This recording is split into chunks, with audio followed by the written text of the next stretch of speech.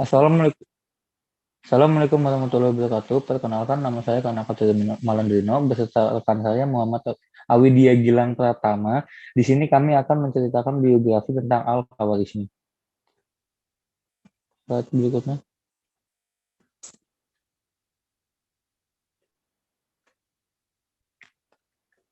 Al-Khawarizmi, Abu Abdullah Muhammad Ibn Musa Al-Khawarizmi lahir di Khawarizmi, Hifar, di selatan Amudarya pada tahun 780 Masehi. Leluhurnya berimigrasi dan menetap di Kutubuli, sebuah distrik di bagian barat Baghdad, Irak.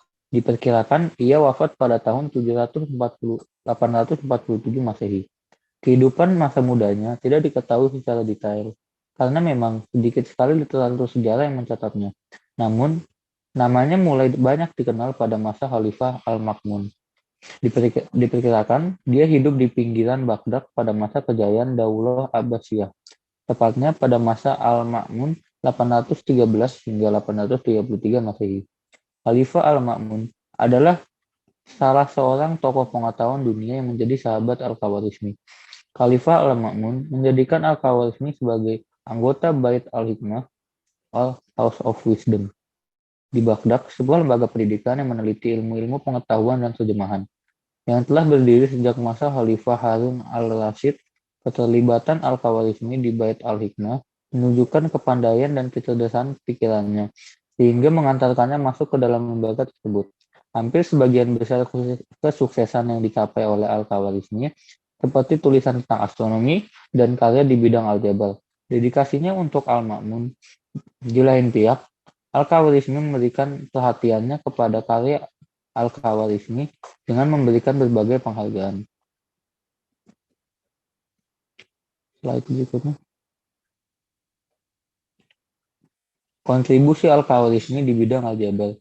Salah satu karya monumental Al-Khawarizmi adalah kitab Al-Jabar wal Muqallabah, The Book of Restoring and Balancing. Buku ini ditulis antara tahun 813 hingga 833 Masehi. Buku ini berkaitan dengan teori persamaan linear kuadrat dengan satu variabel yang tidak diketahui, sebagaimana dasar perhitungan yang berkaitan dengan bilangan binomial dan trinomial.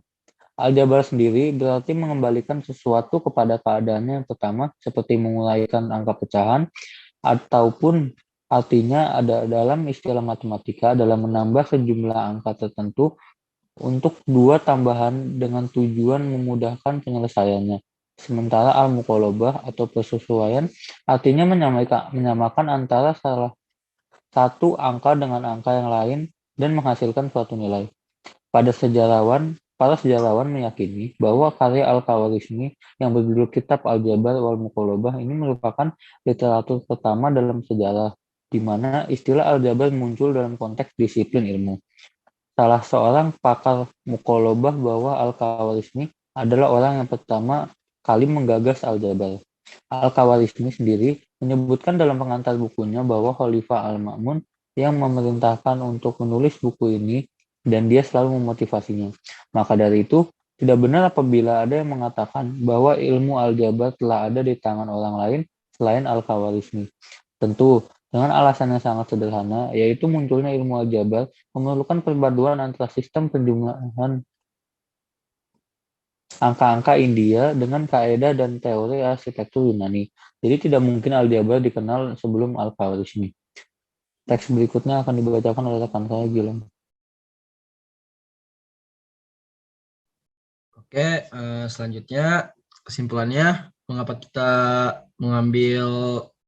menjadikan seorang Al-Khawarizmi tokoh inspirasi, yaitu karena kesimpulannya Al-Khawarizmi beliau adalah seorang ilmuwan, pencipta rumus aljabar yang dimana ilmu tersebut masih digunakan hingga sekarang.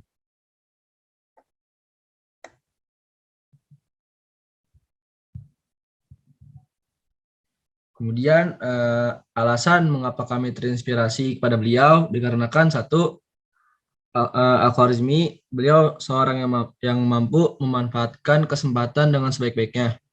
Kemudian Al-Khawarizmi beliau memiliki rasa ingin tahu yang sangat tinggi, tidak mudah puas terhadap sesuatu yang didapatkan, tekun, dan pekerja keras sehingga ia menguasai berbagai bidang keilmuan. Kemudian yang ketiga, Al-Khwarizmi selain sebagai seorang ilmuwan, beliau juga seorang yang bijak dan dapat memberikan nasihat dengan filsafat matematikanya.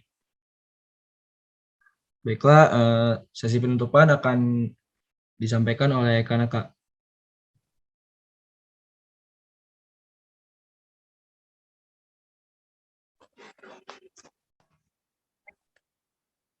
Baik, sekian dari saya dan rekan saya. Dapat dipelajari dari Al-Khwarizmi bahwa beliau adalah orang yang kompeten dan gigih dalam mencari ilmu. Oleh karena itu, kita tidak boleh menyerah dan malas-malasan dalam mencari ilmu. Sekian, terima kasih. Mohon maaf jika ada salah kata. Saya dan rekan saya undur pamit. Semoga kita dapat bertemu lagi di kesempatan lain kali. Wassalamualaikum warahmatullahi wabarakatuh.